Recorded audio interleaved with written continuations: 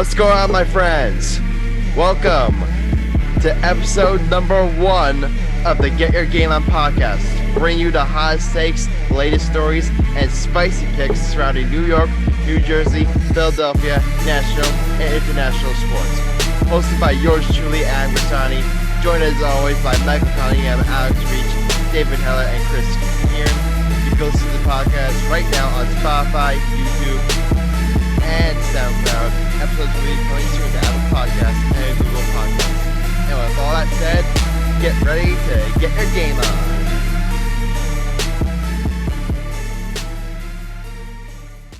And Alright, our first official episode. How's everyone doing? Doing good. We're good. Good. Yes. As I said, our previous episode 0 is more of like an introduction for you guys to just to get to know us and who we are. Now's where we start getting to the nitty gritty. Now's where we kick things into high gear. So I'm ready. David, are you ready? Alex, are you ready? Michael? Yeah. Born ready, baby. All right. Ready. Now, for this episode, we have a very, very special guest. And honestly, Michael, since you're so close to them, I'm going to hand you the floor. Introduce our special guest. Ladies and gentlemen, this amazing man is a family friend of me and my father's for many years. Played at Peekskill, New York High School with a Hall of Famer, Elton Brand, for 4 years, all varsity. Then he went to Monroe College, played 2 years there. And this guy is an icon when it comes to basketball. Allen Jenkins, thanks for being on our show, man. We appreciate you. Oh man, that was a great introduction, Mike. Thank you. I'm glad to be here, and it's an honor fun. to have you on, sir. All right.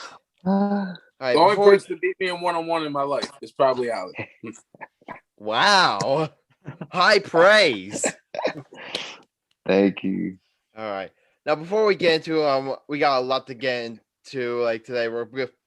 Episodes gonna be focused entirely on basketball, the AllStar Game, the previewing the second half. But before that, a little programming news here that we just got yesterday. Our podcast, the Get Your Game On podcast, is officially on Spotify. Go. Let's get it, baby. Yeah. Let's get it. We submitted our RSS feed and all information to Spotify, and they approved us. We also submitted to Apple Podcasts and Google Podcasts, and our podcast should be coming to those platforms shortly. So we're moving up in the world. Definitely feels great. Congratulations, guys. Thank you. Thank you. All right, so let's Big time. dive right in. Let's get right into the nitty-gritty. The NBA All-Star Game just wrapped up. No surprise here, really. Team LeBron, beat Team Durant by a score of 170 to 150, and there's a bunch of controversy going to the All-Star Game. Was it the right decision to have an All-Star game, with the pandemic and everything? I'm gonna be honest. I'll give you my honest thoughts on the All-Star Game, what I liked and what I didn't like. I thought the game itself was kind of dull. I mean, there were some good moments. I mean, Steph and Dame pulling up from half court, that was really entertaining. But overall, I thought the game was a little lacking. But what I will say I did like is I like how this year.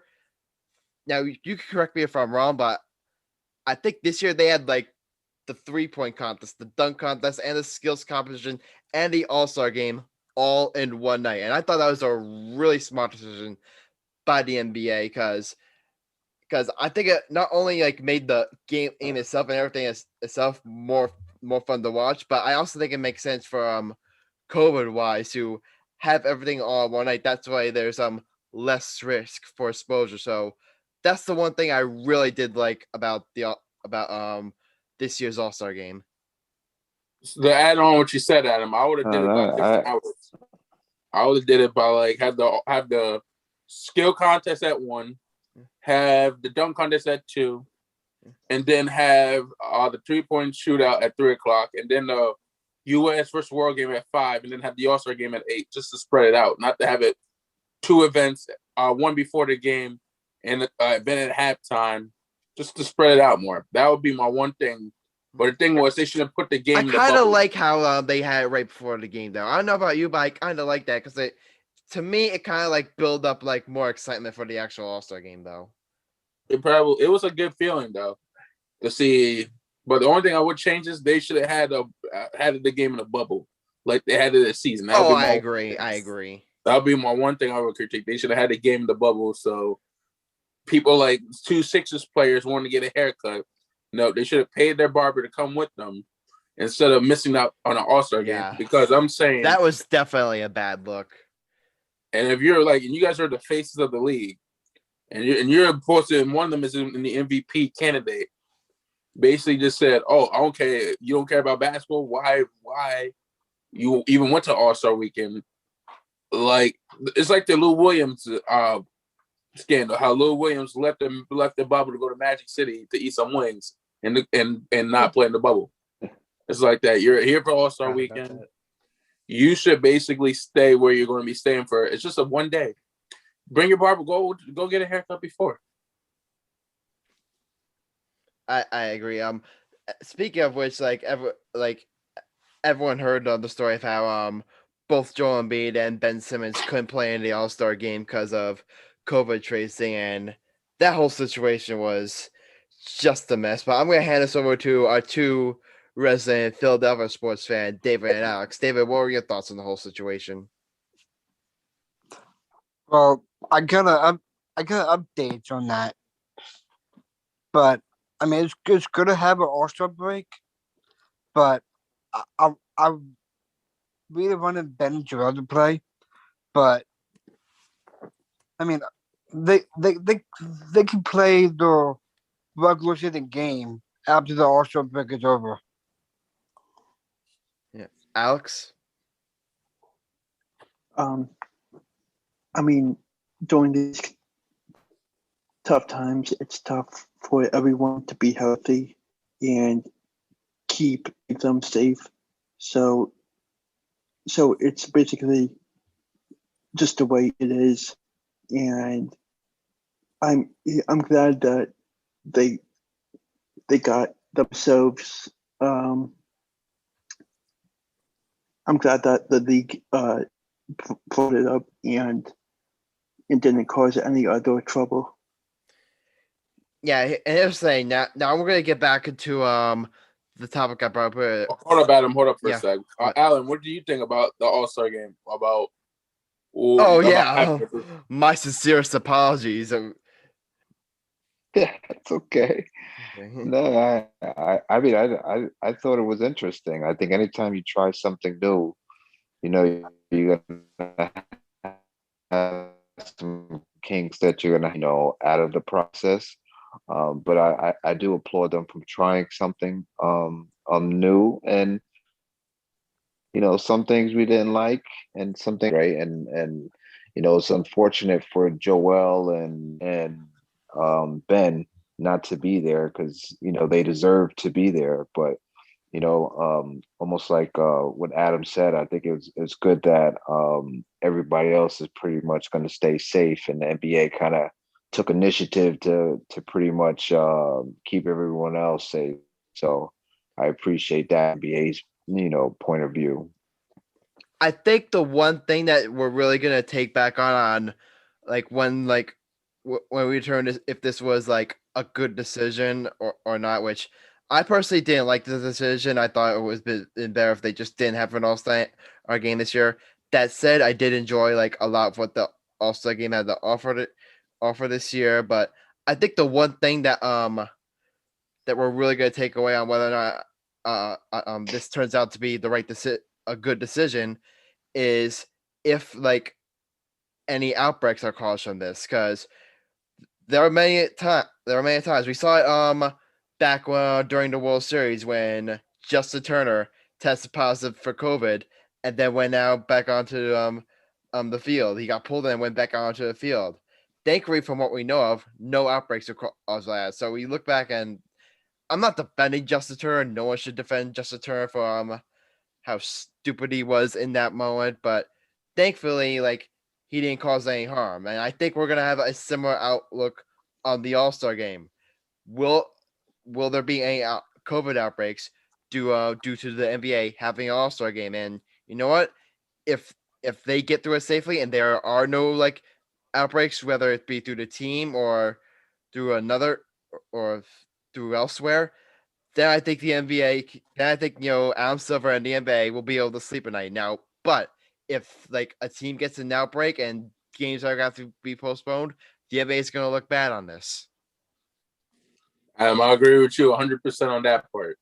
Because I think the NBA is losing money right now if they didn't have an All-Star game, because we don't watch.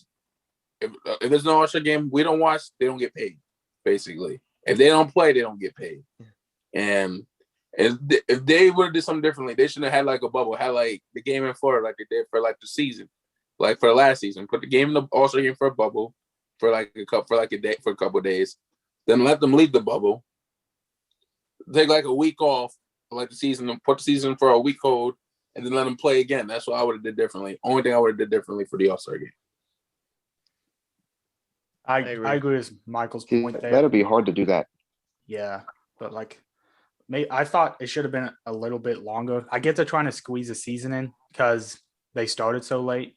But like, I feel like since they wanted the All-Star game, I feel like a couple extra days after to ensure safety, like getting home and stuff, could have been valuable. But I get what they want to get the season going at a good pace, and they're already really a lot of teams have to play so many games the next few months to make up for already. So I get why why they're doing what they did. But I think an extended All-Star break could have been beneficial. I agree with that. I gotta say one more thing about all the All-Star festivities, about the 3-point contest. Steph Curry is officially the greatest shooter we've ever seen in our lifetimes. Can we make that official now? If it wasn't official already, I mean, for me, it definitely is. The guy is just ridiculous. I mean, I believe they were talking about on the TNT broadcast where I forget who was the runner-up again. It slipped my mind. Mike Conley Jr. Mike Conley Jr. And how he dominated like in the final round, and they were worried about he's gonna have to make Steph work. And if you saw in the I believe it was the first rack, like Steph missed like his first 4 shots, and they were thinking, Steph like might be in trouble here. Then he hits that one, and then and then he finally got into rhythm. And I said while I was watching it, once he got into rhythm, I knew it was over. I knew he was gonna go on to win the thing. He hit both of what was it? The Gatorade, or was it the one where you hit from deep 3? I forget what they call it. Downtown? No, it's named after what was the drink they named it after? Was it Mountain Dew? Mountain Dew. Bingo. All right. The Mountain Dew shot. Steph made both of those shots, and yeah, that was big. That was just insane. Oh, can I say something about that? Go ahead, David. Well, the Warriors are like my second team. I was going to say that I didn't watch it, but I got a update. I got a highlight of Steph with that splash 3. We call that splash or taco. Yeah, he's the splash man. He makes a splash man. Splash brother. He run it for Clay. Yeah, I like that. And going back to what you said, David, the Warriors are kind of like my second favorite team too. Because let me explain my story. Like, as you all know, I'm a diehard Brooklyn Nets fan, and if you remember back during 2015, 2016, 2017, the Nets were a laughingstock. They were one of the worst teams like in the NBA. They seemed like they had no future, and that was when Steph Curry started to break out. And so while the Nets were about, I still watched the Nets, but I also watched a lot of Steph Curry, and he really kept me interested in the game of basketball, despite my team not being good. So I started kind of develop like a viewing relationship with Steph. Because here's the thing about like me and like athletes, like I like athletes that don't necessarily rely on their physical like stature, like I don't really know how you word this, but I prefer athletes that rely on things like their skill, like ball handling, like shooting, passing, like not that I have anything against players like Shaquille O'Neal, for example, or Dwight Howard. Like those are all great players and they're really fun to watch. But I like it. But myself personally, I like players in all sports, not just basketball, when they rely more on their skill. Yeah, And I think that's why a lot of people do like Steph, because he looks like, you know, an everyday guy, right? He doesn't look like Exactly. LeBron James, who is 6'8", 280 pounds, and can basically, plow over everybody, right? And I think, the way Steph Curry has, how can I say, with his shooting and then his ball handling, I think it's fun to watch, right? Because he's a good kid. Everybody kind of roots for him, and him and Clay, they make the NBA fun, right? Because Like the they average play the everyday game the right person can way, watch Steph and and say, "I that's can what He do we did with that." want. KD. Yeah. Right, right. But KD too, again, because we can KD, say we he's can do very that, leggy and has but great ball handling shooting, skills. I mean, he's yeah. 6'11", like he's a physical freak, but he also has a lot of skill to a game. So is LeBron. LeBron's like one of the best passers like NBA history. Yeah, no, Yeah. it's fun to watch these guys.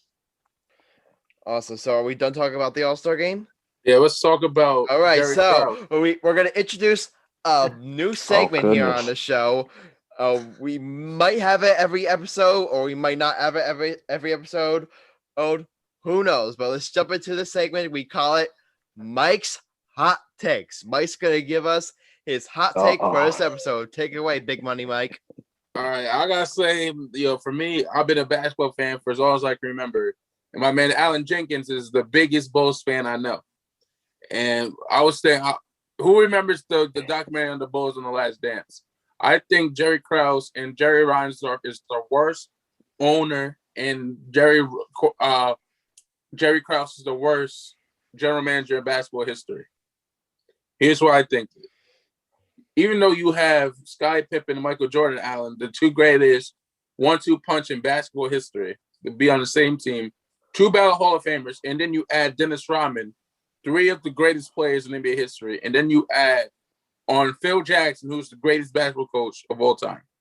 Mm-hmm. And you make four of them leave after the 1997-1998 championship run, which is a dumb idea.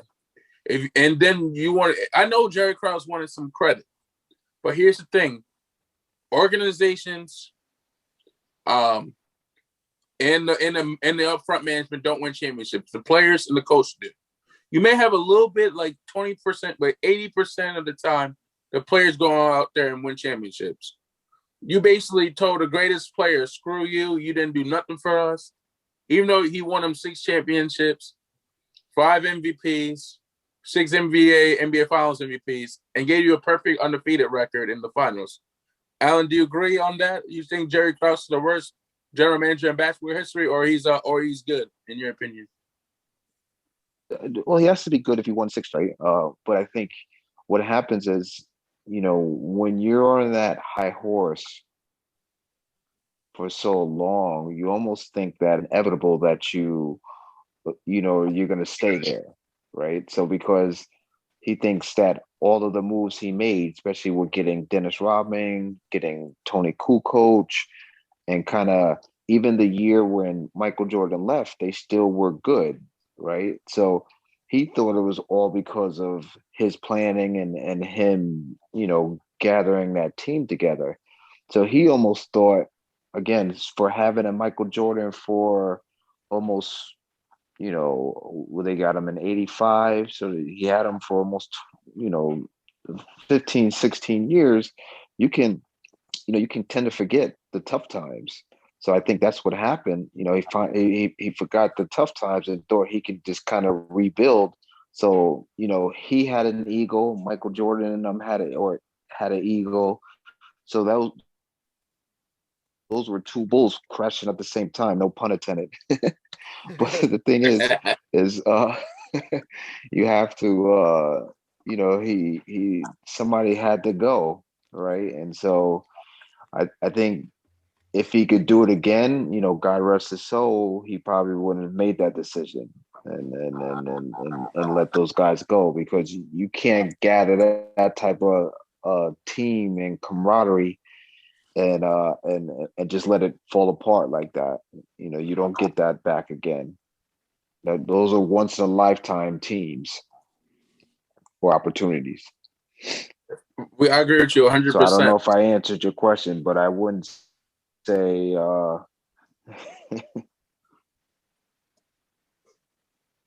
And what made you become a Bulls fan? Because I know you were in the 90s watching the Bulls in the 80s. What made you become a Bulls fan? I'm a very loyal guy. So again, when I started actually watching sports, it was in the mid 1980s. You guys weren't born yet, so this was. So if you think about it, I started watching sports in 85, 86, right? So if you think about 85 and 86, those were, so let me tell you who my sports people are. So I'm a Chicago Bears fan, Walter Payton, right? I'm a New York Mets fan, Darryl Dawkins, Darryl Strawberry, Doc Gooden, amazing Mets, right? So again, they won in '86, and I'm a Chicago Bulls fan. So and a Duke Blue Devils fan. So all those teams basically, well, not Duke per se, but all the other teams were good during that time. Michael Jordan was running around, and I picked these teams. And to this day, they're my teams. I haven't wavered. I haven't moved anyway. So that's how I was lucky enough to be a Bulls fan. And what's interesting, all my friends, especially being in New York, they're all New York Knicks fans. So those 1990 rivalry games, man, those were difficult times, man, for Knicks fans because Chicago kept winning. And winning. And Yes. Can I chime in for a second here? Sure. Like, I love this discussion you guys are having, and like, I don't know as much about the situation as you guys do, but I just want to chime in and this is not a shot at anyone per se, but this is just in general. I absolutely hate in sports when owners and to a lesser extent, but still general managers try to like, how do I word this? Act like the game is like about themselves and like they're the ones who like should get all the credit for their team's accomplishments. Like, the players are the ones who go out there and do all the work. They're the ones who go out there and play and work their butts off to win championships, win win NBA Finals, World Series, or whatever, or win MVPs. Like, they're the ones that like that go out on the field and do the work. And coaches too. Like, they may not directly play the game, but they're still coaching up their guys. They're still directly involved, like in like the on field or on court play, and also executives. Like, I'll give the executives a little bit of slack because they still do like some of the work, but it's mostly just scouting, player talent evaluating.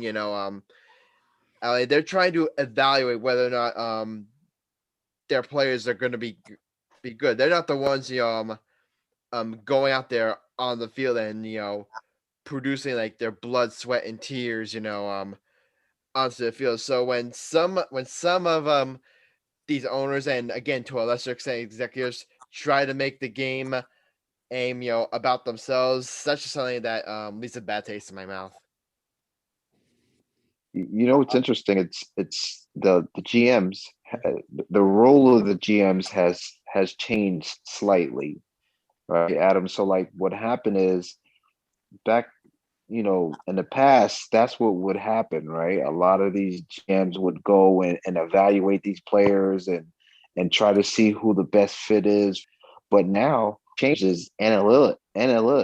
It has changed basketball whatsoever because that's the only thing that they look at now, right? Is that they look at these stats, and the stats is going to determine if this player is good or not, right? And they don't even look at the part. And see, that's the way where I like Elton, where Elton still feels, because he was a former player and because he's a GM now, he still feels seeing is more important than analytics. So and it's interesting where if you go through the GMs in the league, each one of them have a different way of how they evaluate talent.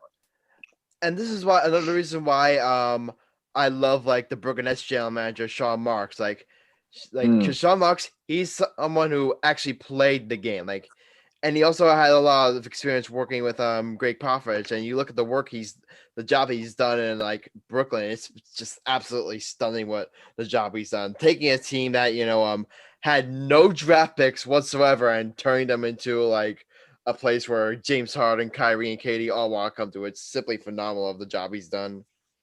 And you recently just got Blake Griffin now. Oh yeah, We'll get to that like in our second half preview. That's definitely a big sign for my Brooklyn Nets. We'll definitely get to that shortly. But you have Mike and Al. You have anything left you wanted to say? Honestly, for me, the game is changing nowadays because back in the days in the 60s and 70s. Oh yeah, that's one more thing I want to say. Going off of what you said about how analytics has become such a big part, not just basketball, but all sports in general. I am a believer in analytics. I do believe that they have a place in basketball, but I also believe, scouting, feel for the game, and, the quote-unquote eye test has a large part in the game as well. I'm the type of guy that believes you need a perfect balance of both, to work, because if you put too much emphasis on one over the other, I don't think that's a good thing for your franchise. And another thing what a GM does too is to create a winning culture, right? So if you think of that's exactly what Sean Marks did. He created a winning culture with the Nets. Yes, and you look, San Antonio. You look at organizations like San Antonio. You look at the Los Angeles Lakers. You look at Golden State. All these organizations have winning cultures. Miami, right? So that's why people want to go and play at these particular, organizations. That's why nobody wants to come to the New York Knicks, because they hate the GM that's there. Well, that narrative is starting to change with the Knicks. The narrative is starting to change a little. They're making a tiny bit of progress this season, but nobody wants to go to New York because being playing in New York. We'll see what happens, but I would say, even as someone who does not like the Knicks, I am willing to give credit where credit is due. They're starting. They still got a long way to go, but I believe they're starting to change the culture there. You have they are lucky with Randall. With Dolan. Yeah, I don't trust Dolan either. I don't think they'll ever get a big time free agent with Dolan. Yeah, no, I think I'm a Knicks fan. We will never get a free agent with Dolan, a big one. We basically got lucky. We got lucky with Randall. Randall improved his game. We like to go for the draft picks. Yeah. We just got RJ Barrett, who's becoming a premier player in the league. I think the Knicks' best chance of landing a free agent if James Dolan just stays as far away as possible. Yeah, that's their best shot. We got lucky with Melo. Yeah, the only thing Dolan has ever did well was trading for Carmelo Anthony. That was the only thing he ever did right in his NBA career with the Knicks. Yeah. Well, you had Stoudemire and Melo. Those were two good highlights. I mean, those were two good pickups. But you think about it, with Dolan, the thing is he doesn't bring any of his old players back, right? How is it that Patrick Ewing, Charles Oakley, all these guys who have made the Knicks who they were, how are they not working for the organization, right? So you like I said, you look at, and that's the same thing what was happening with Chicago.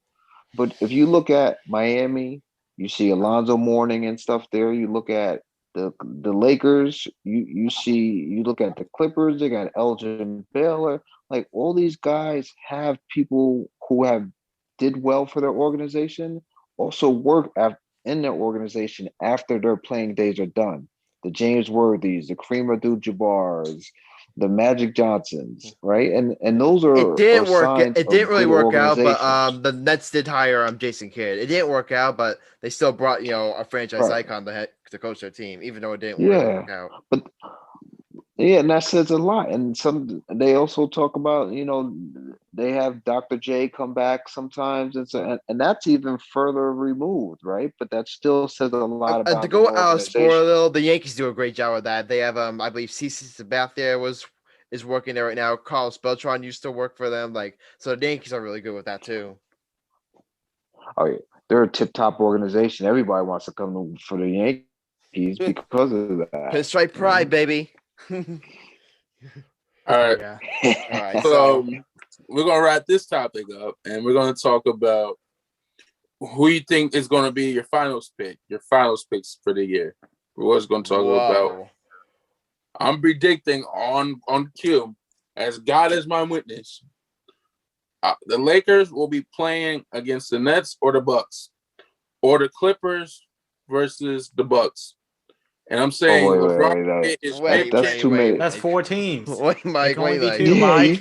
You gotta make a pick. You just named the whole NBA. Man. Mike, you gotta make a pick here, boy. My boy, you gotta make a pick. You can't just say, "Oh, it's gonna be the Lakers versus the Nets or the Bucks." The Lakers and the Clippers. Make a pick. All right, Lakers versus Nets. LeBron getting his 5th championship. He's going to get a 5th championship, and he will break Jordan's record in a couple of years. I'm saying. Ooh, and you get a healthy Anthony Davis back, or you have the Sixers, or the Sixers may not have a chance to win championship. There we go. We're gonna clear that. We're gonna clear that. We're gonna clear that out the way. Mike, what is your witness, though? Here's why I think Embiid will never win a championship in Philly. He may have the opportune time to do it, but he doesn't have that championship attitude. Because last year, who he played against the Celtics, they got swept. Ooh. He's different this year, though, Mike. Now we're starting to talk about the second half of the NBA season, which we're going to transition to right now. Now that the All-Star break is over, it's time to preview the second half of the NBA season. And we got some kind of big news today. The Nets have officially signed former All-Star Blake Griffin. And as the Nets fan, I'm just going to give you my thoughts on the signing. I don't necessarily hate it, but I am a bit skeptical because there was a couple of options I preferred, whether it be trade or the buyout market over Blake. Like, for example, I was a big guy. I really wanted PJ Tucker on the Nets. He's a great defender, like the kind of guy that they need that plays like really great defense, so they can get you some rebounds. And when you look at Blake Griffin, he's on the tail end of his career, and he's not a great defender. He's not a great rebounder. So I really question what he brings to the Nets that they necessarily need, which are the two biggest weaknesses on our team: defense and rebounding. Now, that being said, you also remember this: Blake Griffin is only 2 seasons removed from being named an All-Star, so it's not too long ago where Blake Griffin was still kind of in the prime of his career. So I'm skeptical of the sign, but I do think it's a low risk, high reward signing for the Nets. That we'll see how it works out depending on how much Blake Griffin has left in the tank. I think Blake has a lot more than people think on. Think about it. Every person's hungry in the NBA. This will be his 3rd team in the league. I think he was in the Clippers for a long time. Then he was with the Pistons for a while, and now he's with the Nets. Yeah, I think Blake will be great.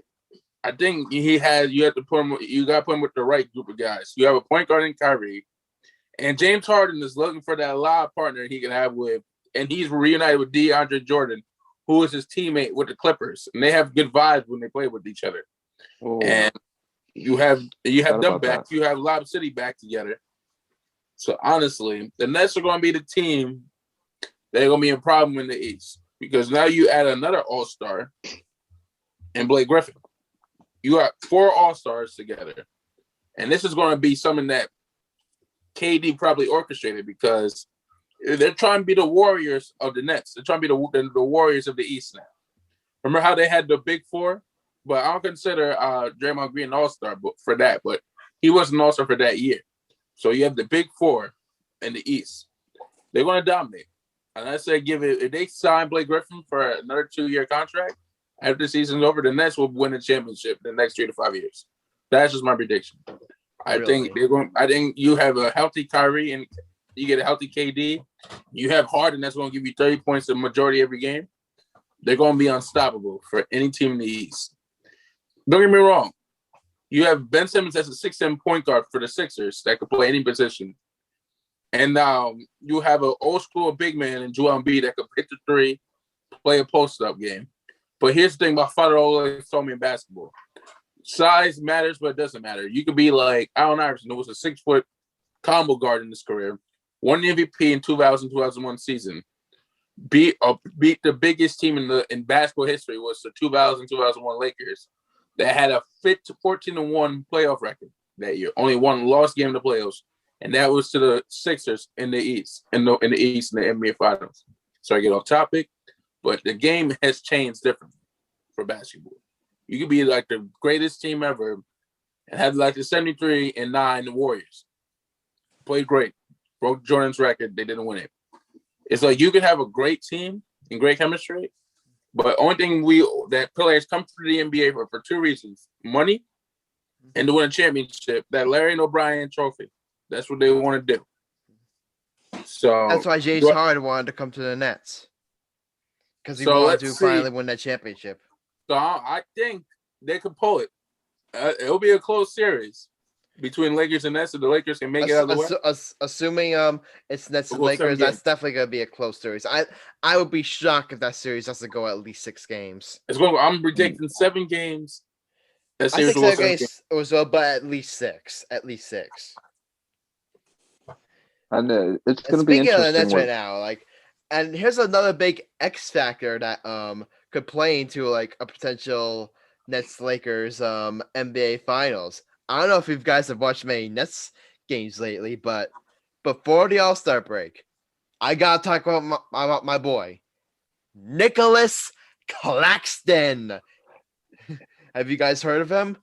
I'm assuming most of the people who listen to this podcast that aren't dire Net fans have not heard of Nicholas Claxton. Well, you're in luck, my friends. I'm going to tell you all about Nicholas Claxton. He was the Nets' a second-round draft pick from 2019. I believe he was the 31st pick in the 2019 draft. They drafted him. He's center, power forward, 6'11", only 226 pounds, but he was injured for most of this season, but he came back what was it, February 23rd, and in the final 2 games before the All-Star break, let's look at this stat line right here. 17 points, 3 blocks, 3 rebounds, and Wednesday 60 points and 8 rebounds. He's played great for the Nets, and if Nicholas Claxton can keep this up, if he can become that interior presence that they need to go up that can at least hold their own against Anthony Davis, that's a really big boost for the Nets if Claxton can be that sort of player. He dropped 60 points. What? 16, yeah. Yeah, he's been really good. Yeah. I really liked him in college, and he's really skilled too. Where did he play in college? He played at Georgia. Georgia.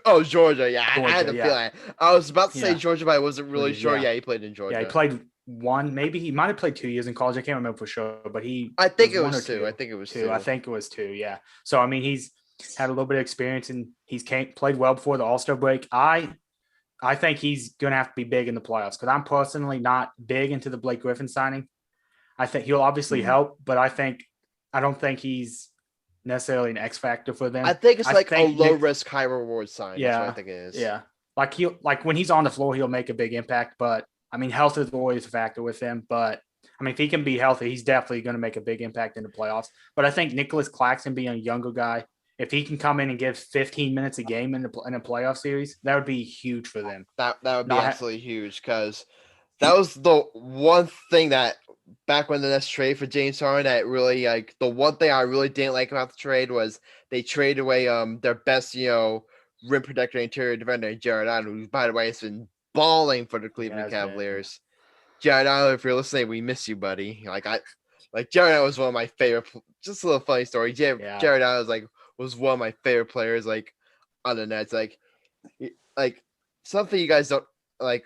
Well, I'm sure most of you know about me that are on the podcast, but some of you don't, is that I'm a big, anime, video game, nerd loving guy. And Jared Allen's kind of like that too. Like he's into like tech stuff, and so I kind of like related with him about that. So he was always one of my favorite players on the Nets, and I'm glad to see him doing well with the Cavaliers. But anyway, getting back on topic, like the one thing I didn't like about the trade was them trading away their best interior defender. So if Nicholas Clarkson can step up and become anywhere even close to that, which I think is a stretch, but if he can come and kind of like fill in those shoes, that would again be huge for the Nets.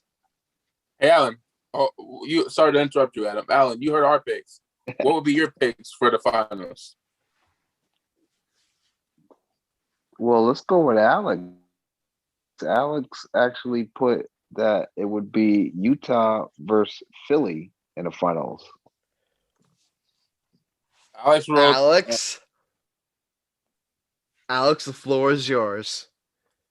No one else talk. Alex, the floor is yours. Okay. Just the past game, I feel like it would be a tough series for either team to get matched up against, and they're basically like enemies now since Donovan Mitchell basically doesn't like South Philly, and he doesn't like to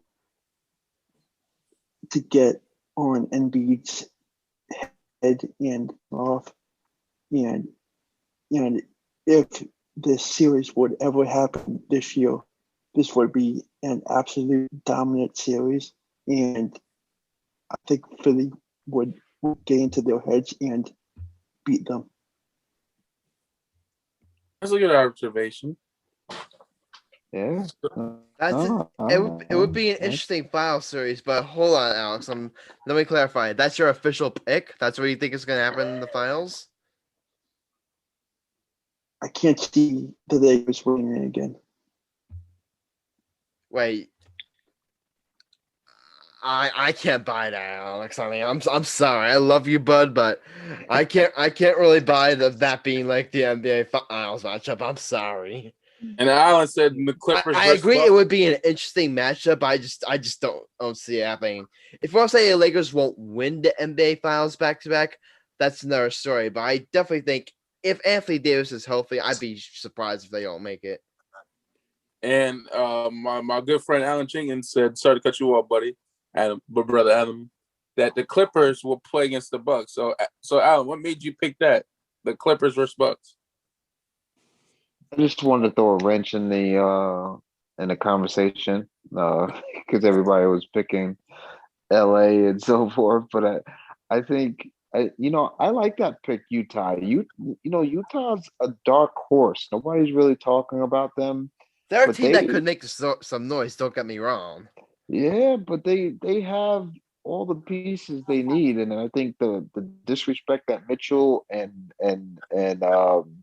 the big guy has gotten over All-Star Weekend is going to be fuel for the fire. And sometimes getting that extra fuel may bring them over the hump. You got to remember, Anthony Davis is not the most how can I say? He's very fragile, right? He was luckily they were in a bubble last year and he didn't get hurt, but he's always hurt for some reason somehow. He's just lucky last year. I don't think we're going to see that 2 years in a row.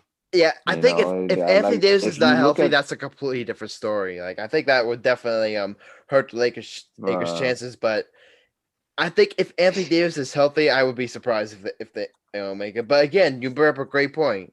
We don't know if Anthony Davis is gonna be healthy, so that's definitely a big something to look out for. For sure, because you never expect injuries necessarily, but you can't just deny and ignore his injury past and all the injuries he's gone through when making predictions either. So it's got to be discussed still. Agree. All right, since we're talking about the Jazz potentially being a threat to the Lakers, I want to talk about who I think is the biggest threat to my Brooklyn Nets. And I think if there's one team in the playoffs in the East I would be worried about the Brooklyn Nets facing in a 7-game series, it would be the 76ers. And here's why. The 76ers, with Joel Embiid having an MVP season, they have the ability to exploit the Brooklyn Nets' biggest weakness. With how well Joel Embiid is playing, having an MVP levels season, and having like this great of a season, they're a team that matches up very well against the Nets because, again, they exploit their biggest weakness. I don't think the 76ers are necessarily a better team than the Nets, but what the 76ers can take advantage of is how well they match up against the Nets. Their size, their ability to get to the basket. We see how well Ben Simmons could get to the basket. Obviously Joel Embiid has been a monster this season. So if there's one team in the East I think could really, that as a Nets fan that I'm really scared of, it would be the 76ers. You talked about the Sixers offensively, but I think they could match up really well defensively as well with the Brooklyn Nets in the series. I can see your point. I don't think they can. I'm not sure how well they'll be able to guard the Nets. I mean, no one can obviously shut down all three. But I think like that's never going to happen. The Nets are going to be in the conversation for the most unguardable team of all time. For sure. But Ben Simmons is defensive player of the year candidate. You got Joel Embiid inside. They got some guys on the wing who they can throw at and kind of frustrate some guys a little bit. So, but if Ben Simmons can be his defensive player to yourself on somebody, that could really change how the Nets have to play. Yeah, definitely. And I think that you gotta remember, Philly is different this year. We're thinking about Philly of the past, where I think they have a experienced coach, and with the experienced coach, I think comes a little bit more stability. So if you watch them play now, they play differently, right? They understand, they have a rhyme to their reason. When before they were just going one-on-one and that's all it was. But now they understand that it goes into Embiid and then everything goes through him, right? But you don't see a panic, you don't see a indecisiveness. You see a conservative effort. So that's what makes them, I think, that much more powerful. They're defending and they understand who they are. There's no questions about that. So that's what makes them deadly to me. I couldn't agree with you more. I mean, for all the criticism that Doc Rivers gets, with how things didn't work out with the Clippers there, he's done an amazing job with Philadelphia. And a lot of people are saying, "Oh, Doc Rivers is an overrated coach." Like, if you think Doc Rivers is like the greatest coach of all time, then yeah, I can understand you saying he's overrated. He's still one of the best coaches in the NBA. He's a great coach in the NBA. Here's the thing: why I said you take you coached the Orlando Magic. That was a bad team and turn them into a good team. And you, with the addition of Grant Hill and Tracy McGrady, you do well.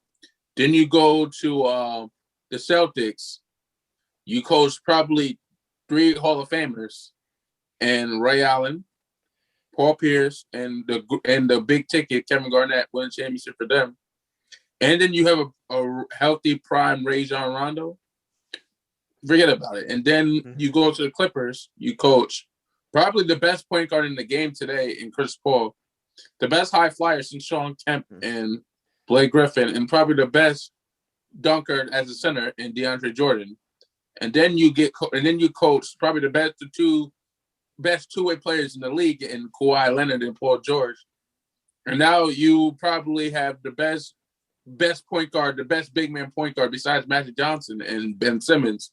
And you have one of the best centers in the league, and which kills me to say this because I hate him with a passion, and Joel Embiid.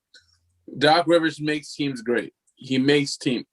Here's the thing: the Sixers were terrible when they couldn't get out the first or second round, but now they may make it out the conference finals. They may go to the conference finals, and what kills me in my heart to say that, I feel like someone just hit me with a needle or something, and hurt my heart a little. Mike here does not like the 76ers.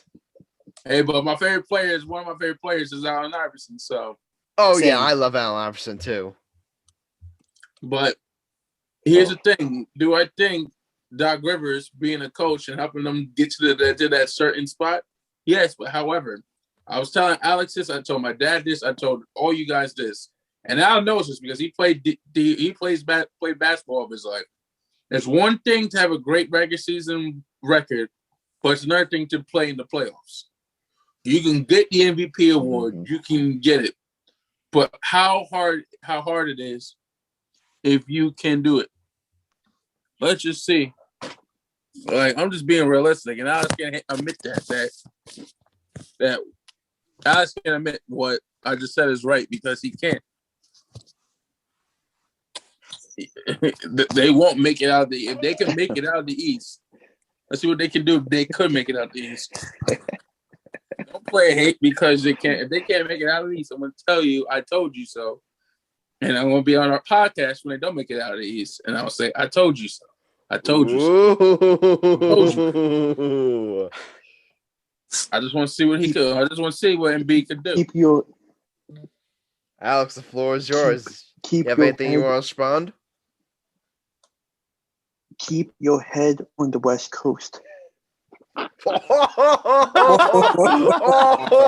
so, keep your head on the West Coast. Sorry, I'm sorry. I'll talk to Embiid lovers. Alex is so up Embiid's butt. You know, he loves it too dang much.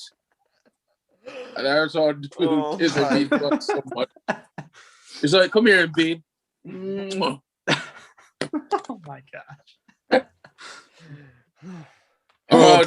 That call Michael Cunningham show. Sorry, I was right, talking about 5 feet. David, you're a Sixers fan too. You chime in on this. Well, Adam, you forgot. So you put Alex on the floor about the Sixers, and Alex will talk about Sixers in Utah. You didn't give me a chance to be on the floor. Okay, go ahead. And Mike, I do agree what you said about the Sixers. Like the whole point I became a Sixers fan. I got it from my dad. My dad knows Hall of Fame legends. He probably knows from 70s, 80s, and 90s. Plus, when I was growing up, it was 2000s. But my dad remembers Dr. J or Moses Malone, Maurice Cheeks, 90s Charles Chuck Barkley, AI from. I remember when I was growing up, like around 2000s and 2010, like I don't know, like 10 to 2014, I think. All I remember was my favorite memory was going to a Sixers game at World Trade Center. I've been a lot of Sixers games. But I've seen Allen Iverson go off. That was phenomenal. But other players besides AI, you got Eric Snow. You got the nickname Matumbo. His favorite thing to say when he's trying to block the ball. I like you would say no or something like that was just hype. And then late 2010, you got Iguodala or Buster Halls from like 2012. They made it to the playoffs in 2012, but they didn't run it. It was a close game against the Celtics in the final. But they could have won it if they wanted to. Hey, David, no disrespect what I love what you said, but I didn't think Eric Snow was a great NBA player. I think he was like a good player for his ability. But Eric Snow is not a great player. He was an okay player. For that team, he was a good player. Because if you would put him on a different team, he wouldn't do well. Like, if you put Alex on a basketball team, like for one team, he'll be great. And then he'll be a bad player for the next team. And you could be great. Like I tell people this. You could be a great Eastern Conference player, like DeMar DeRozan was one year. Started in the All-Star game for the East, went to the West, did terrible. I'm saying if Devin Booker was on the Eastern Conference, he would have been picked as an All-Star easily if he was in the Eastern Conference. Like, here's the thing. Guards are different from the East. Like, if some of the Western Conference guards went to the East, they'll be, like, easily starting over the East because there's no great competition in the East. You only have, like, good forwards, like the Greek Freak, like good front court players. The backcourt is bad. But, however, if you're a great backcourt player and you go into the West from the East, you're not going to do well. And people have to learn that the game is changing because you got players that can be more athletic. And then, like Luka, for example, I think Luka Doncic is a great player, but he has terrible, terrible athletic ability. He's not that athletic. Like, mostly the European players aren't that athletic. If you can name one European player that's athletic, I'll be impressed. But see, I think that's the beauty of the NBA, though, right? It's showing you that you don't have to be athletic to play. You just have to know the game. And if you know the game, you're able to dominate. Exactly. You know? Exactly. But also, it's exactly why, again, going back to what I said like earlier in the episode, so the reason why I love players like, Steph Curry, Kyrie Irving, Allen Iverson, like they show like you don't have to be like the most athletic freak on planet Earth to like be an elite level basketball player. You just need to know the game and and be highly skilled. AI early in his career was an athletic monster. Oh, don't get me wrong, but he also had like some of the best handles you've ever seen. I say the greatest dribbler in NBA history is Allen Iverson. People sleep on Rayford Austin. Skip to Malou, Hall of Fame. The sham god. And we're talking about best handles of all time. Kyrie Irving is in that conversation. And I got to see my man Jamal Crawford, man. Don't forget Crawford, definitely. Crawford would embarrass you. Yeah. And you had to worry about my man Sham God. And I'm going to go a little bit old school. I'm going to go with my man White Chocolate, Jason Williams. Oh yeah. The elbow pass. Yeah. Like, he was probably the greatest passer in NBA history is Jason Williams. Put some respect on his name. Yeah. Sorry to quote LeBron, but you got a lot. You got Rod.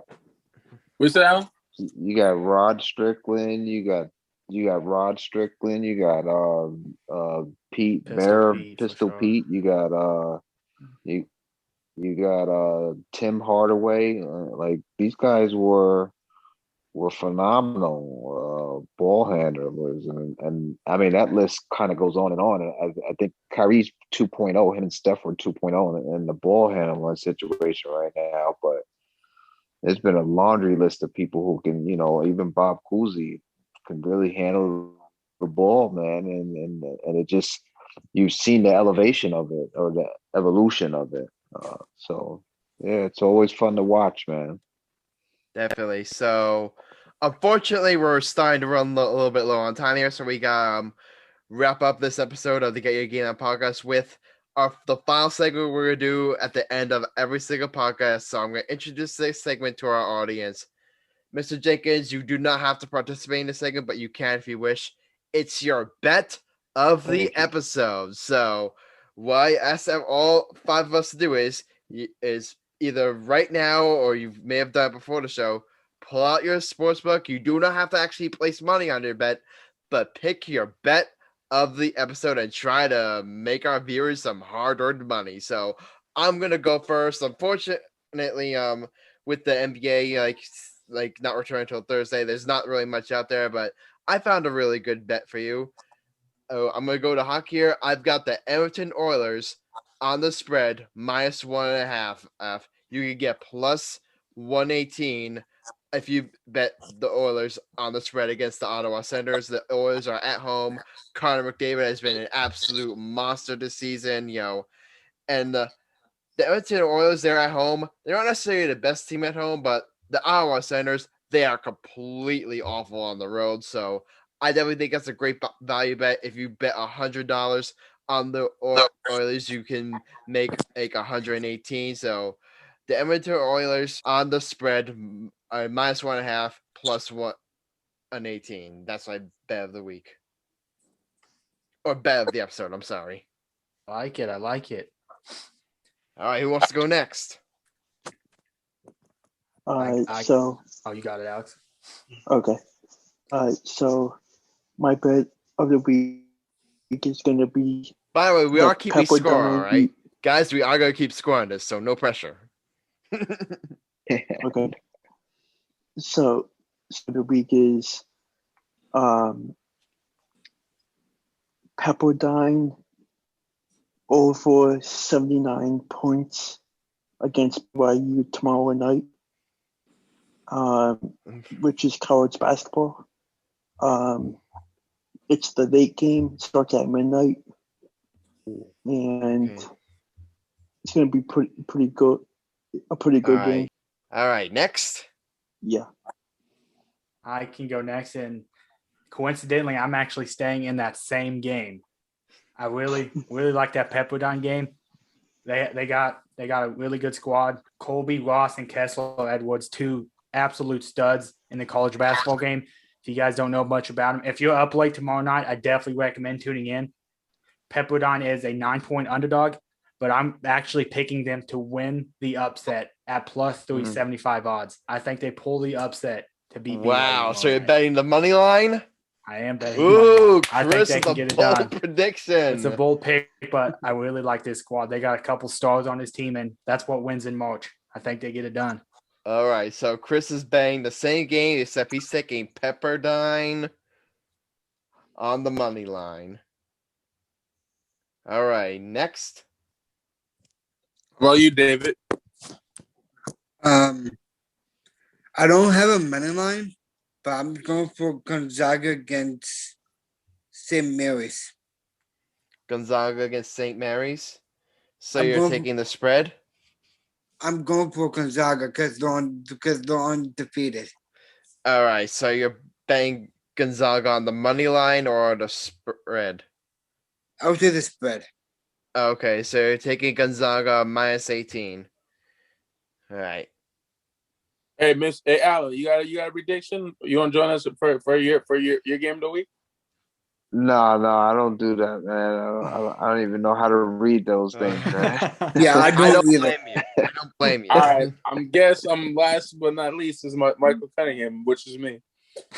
We have games this week between the New York Knicks versus the Bucks or Duke versus Boston College. Everybody knows me. My sister went to the University of Duke. And I picked Duke against USC, and I lost. By the way, Mike, you can only make one bet. That's a rule. You can only make one bet per episode. I know. Right? Okay. But the Knicks play the Bucks, so I'm not going to go with that. Last time I picked Duke against UNC, they lost. Alex, we and you watched so many college basketball games together, sweetheart. How many games we watched in the last 3 to 4 years? How many games we watched?